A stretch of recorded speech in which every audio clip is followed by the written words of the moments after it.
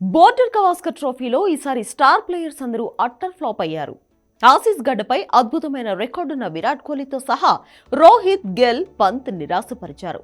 ముఖ్యంగా కెప్టెన్ రోహిత్ శర్మ ఎన్నడూ లేని విధంగా తీవ్ర విమర్శలు ఎదుర్కొన్నాడు. వ్యక్తిగతంగా పేలవమైన ఫామ్తో నిరాశపరిచాడు.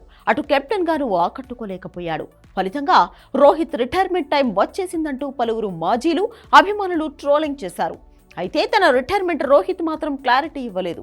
కాగా రోహిత్ శర్మ రిటైర్ అయితే పెద్ద ఆశ్చర్యమేమీ లేదని మాజీ క్రికెటర్ రవిశాస్త్రి వ్యాఖ్యానించాడు. శుభ్మన్ గిల్ లాంటి యువ క్రికెటర్లు ఆ స్థానాన్ని భర్తీ చేసేందుకు సిద్ధంగా ఉన్నట్లు చెప్పాడు. టెస్ట్ కెరీర్ పై రోహిత్ ఓ నిర్ణయం తీసుకుంటాడని, ఒకవేళ అతను రిటైర్ అయినా షాక్ అయ్యేది ఏమీ లేదని అన్నాడు.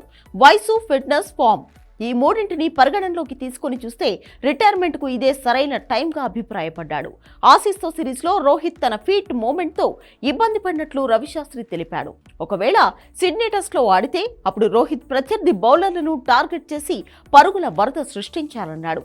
ఈ సందర్భంగా రవిశాస్త్రి కొన్ని కీలక వ్యాఖ్యలు చేశాడు. రోహిత్ కారణంగానే గిల్ లాంటి ప్లేయర్ బెంచ్ పై కూర్చోవలసి వస్తోందంటూ వ్యాఖ్యానించాడు. శుభ్మన్ గిల్ గత ఏడాది 40 యావరేజ్తో బ్యాటింగ్ చేశాడని, అలాంటి ప్లేయర్ వృధాగా ఉన్నాడని చెప్పుకొచ్చాడు. నాణ్యమైన ఆటగాడు బెంచ్ పై కూర్చోవడం ఆశ్చర్యపరుస్తోందన్నాడు.